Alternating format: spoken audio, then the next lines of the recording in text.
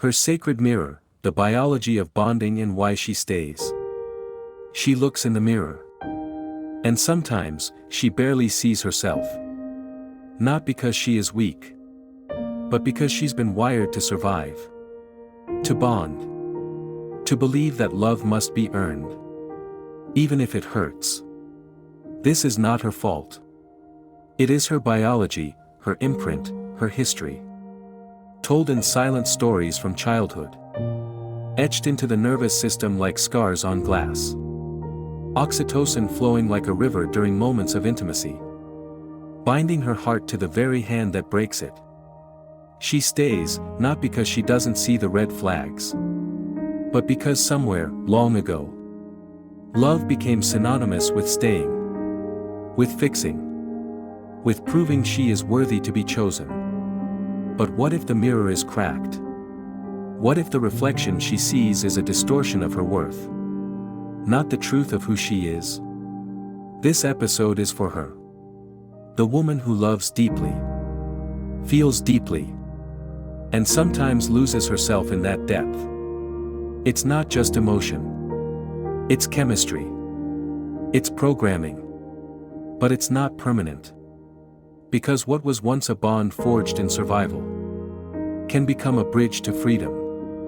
What was once a reflection of pain can transform into a radiant remembrance of her true power. She is not broken. She is awakening. And today, we begin to understand why she stayed. And how she can finally leave. How she can rise into relationships where she is seen and heard. Held and respected. Not for what she does. But for who she is. Because she was never meant to just survive love. She was meant to be nourished by it. Welcome, beloved soul. Let's begin. The mirror of attachment. How biology bonds her to what hurts. She doesn't stay because she is weak. She stays because, beneath logic and beneath the wounds, her body is wired to attach, to nurture, to hope. This isn't about desperation. It's about biology. When a woman enters into emotional or physical intimacy, her body releases oxytocin, the bonding hormone. It's the same hormone that deepens the connection between a mother and her newborn child, creating trust, love, and safety. But in romantic relationships, especially toxic ones, this very same hormone can blur the lines between love and survival. Even if he criticizes her, withdraws from her, manipulates her. Oxytocin tells her, stay close. This is connection. This is bonding. This is safety. It doesn't matter how logical she is. Because biology doesn't speak the language of logic. It speaks the language of imprinting. And if she grew up in a home where love was mixed with chaos, with silence, with longing, or inconsistency, then her nervous system learned that love feels like waiting, like proving, like hurting.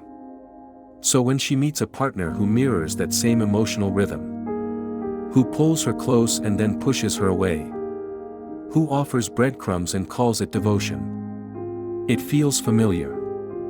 Not because it is safe, but because it is known. The body often chooses what is familiar over what is healthy. This is not weakness.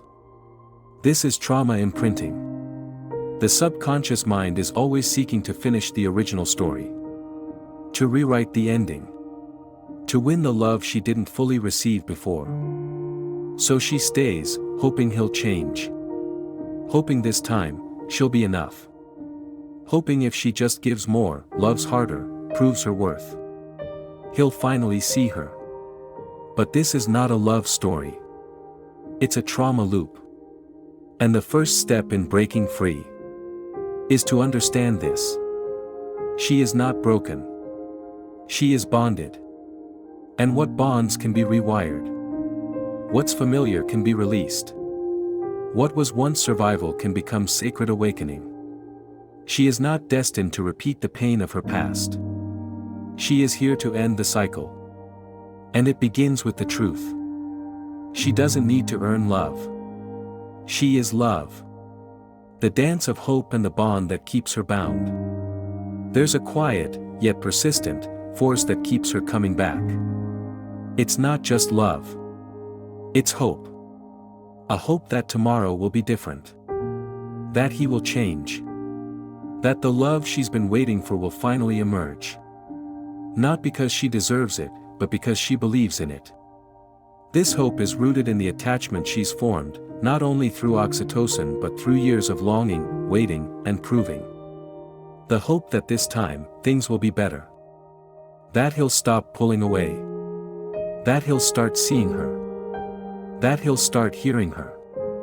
But hope, in this case, becomes a cage. It keeps her stuck in the cycle. It keeps her believing that she can somehow heal him.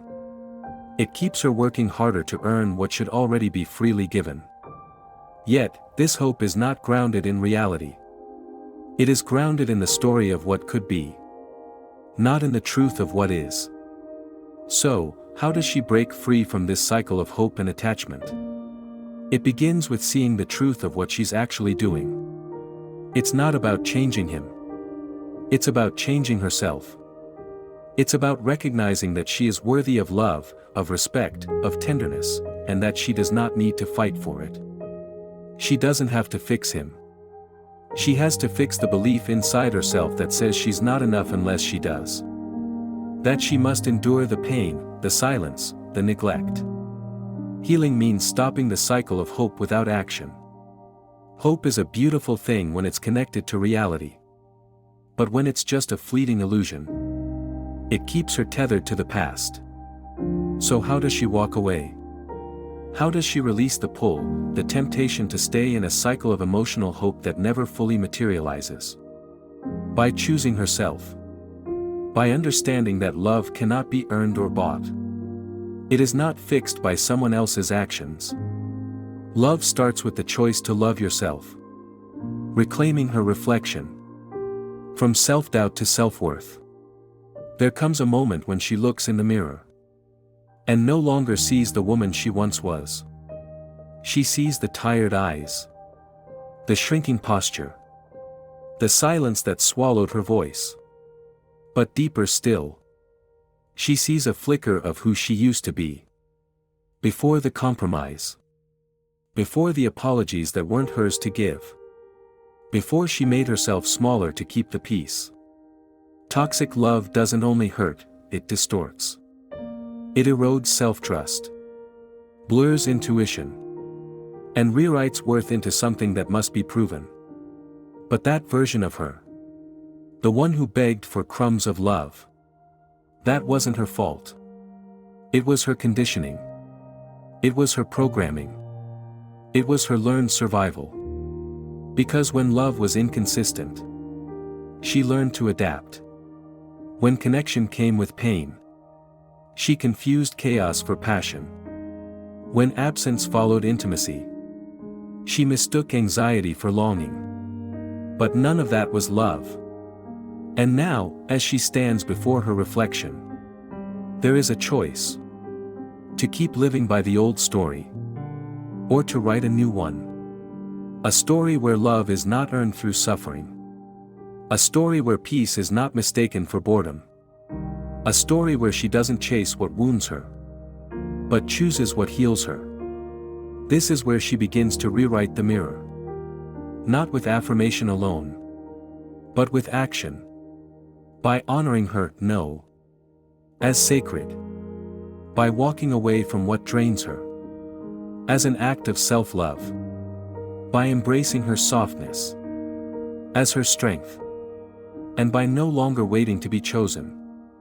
Because she is choosing herself. The mirror begins to change.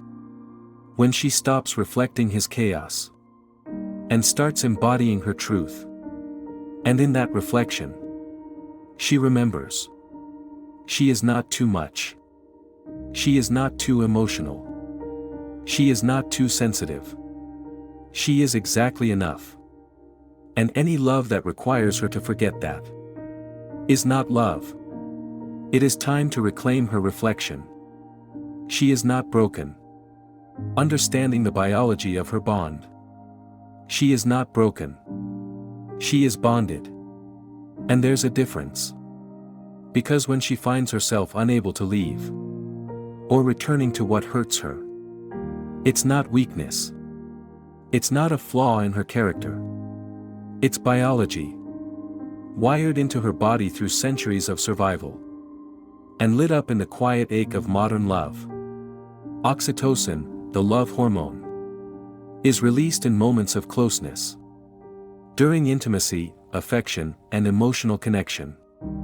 It creates trust. It creates bonding. It is the same hormone that connects mother to child, and partner to partner.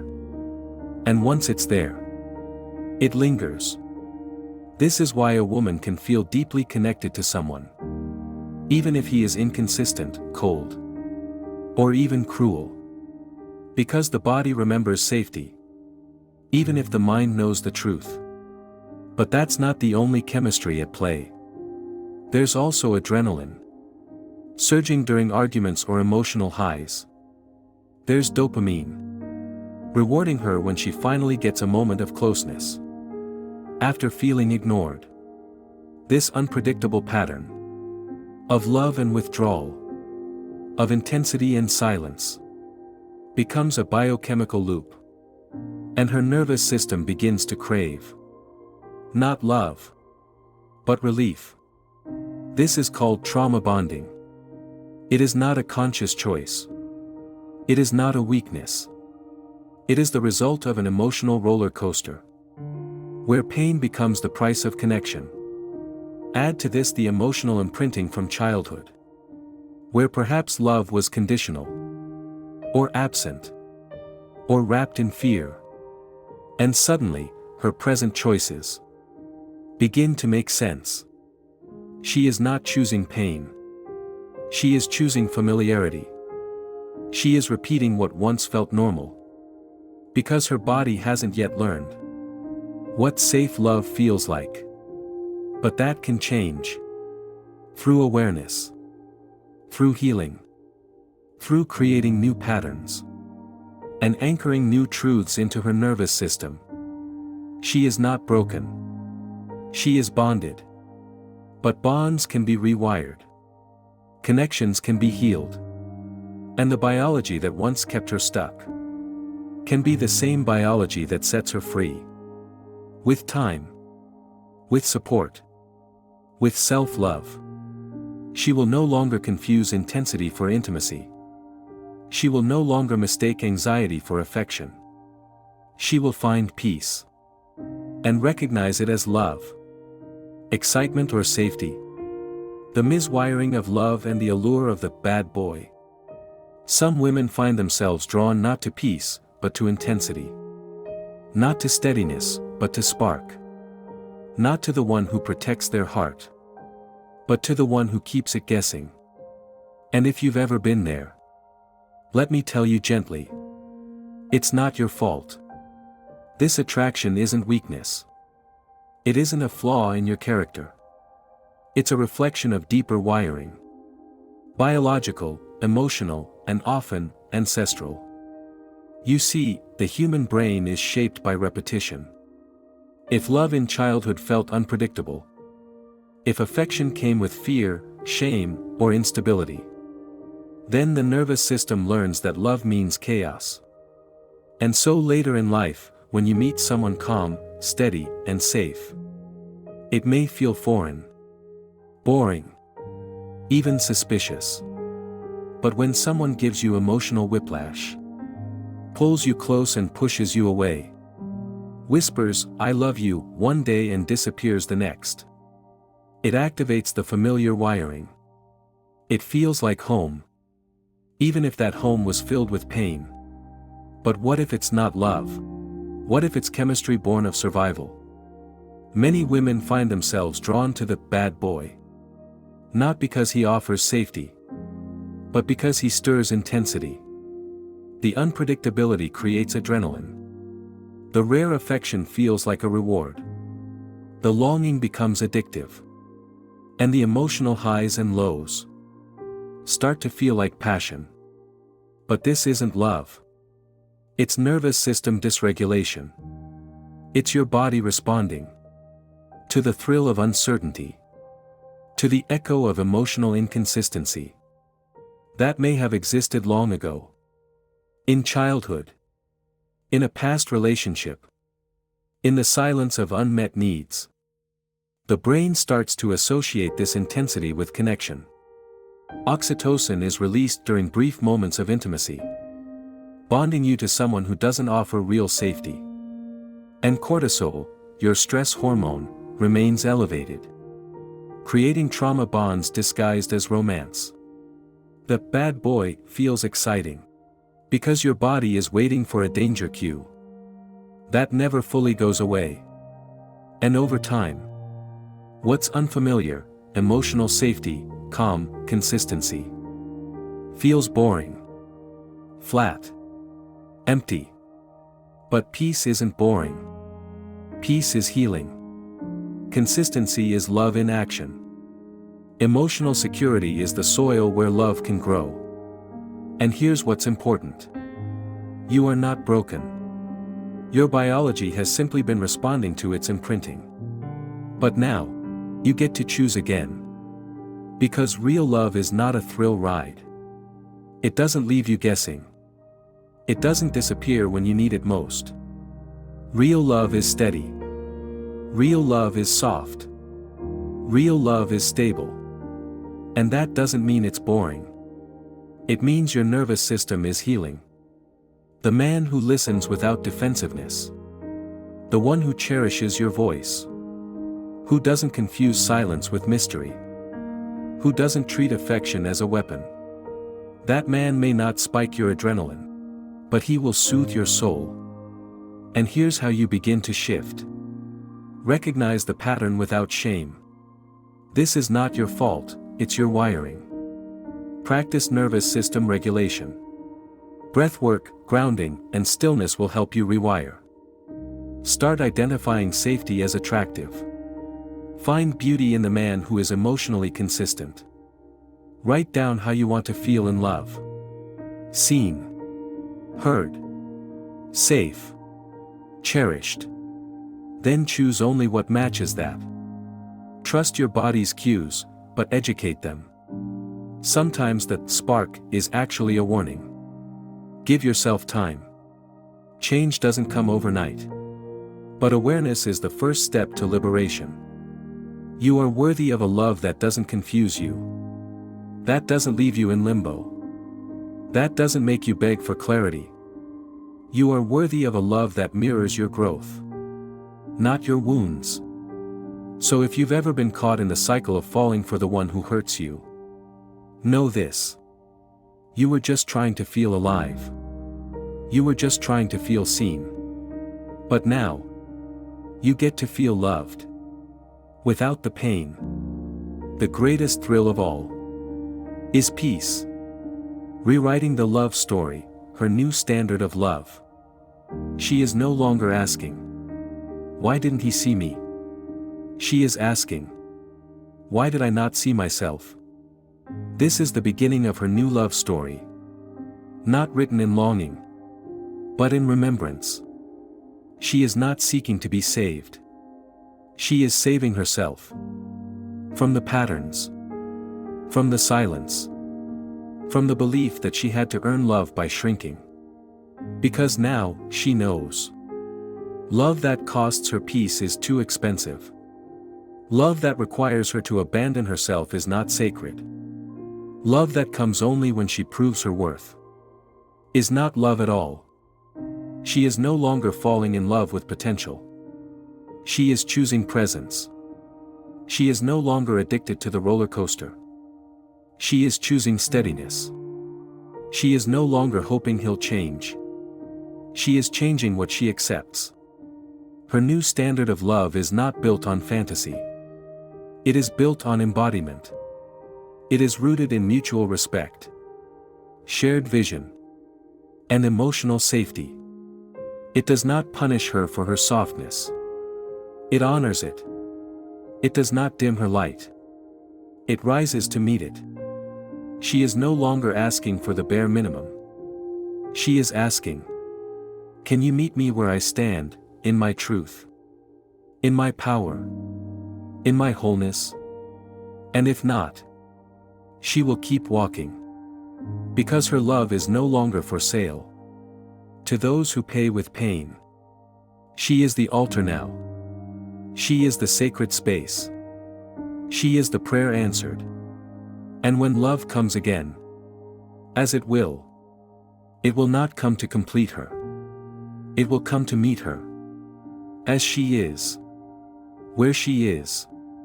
Already whole. Because the story has changed. And this time, she is the author. She is not weak because she stayed. She is not foolish because she loved. She is human, soft, strong, layered.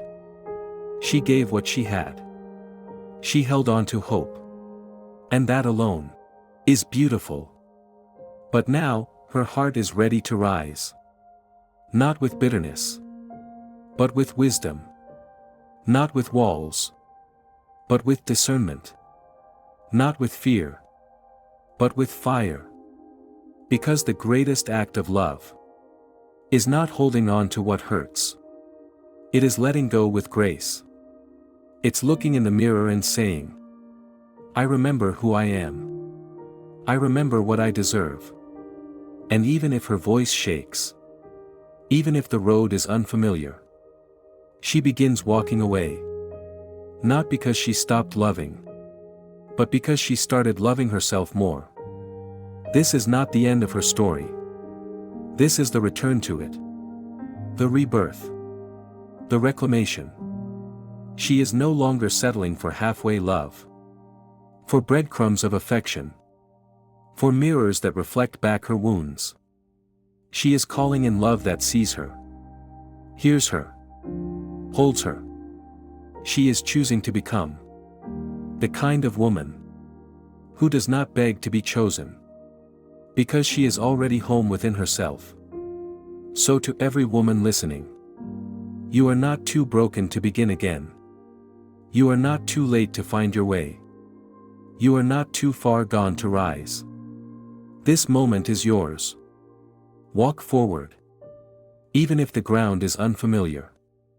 Speak your truth. Even if your voice trembles. Say yes to love. But only the kind that mirrors back your soul. And when the world asks, where did she go? Let them know. She didn't disappear. She returned to herself. And now, she glows. If this episode touched your heart, please share it with a sister, a friend, a daughter who may need these words. Subscribe and stay with us as we continue this sacred journey. In our next episode, we'll turn our attention to the masculine side of the mirror. We'll explore the unspoken wounds that many men carry, the silent expectations, emotional suppression, and generational conditioning that shape how they show up in love. We'll look at how boys are taught to disconnect from their feelings, and how that disconnection often leads to emotional unavailability, avoidance, or control in relationships. But beyond the patterns, we'll open the door to healing. To reclaiming healthy masculinity. To breaking free from emotional isolation. To becoming a man who is not just strong, but present, open, emotionally aware, and safe to love. Because healing is for everyone. And love, when truly embodied, becomes the bridge that unites us all.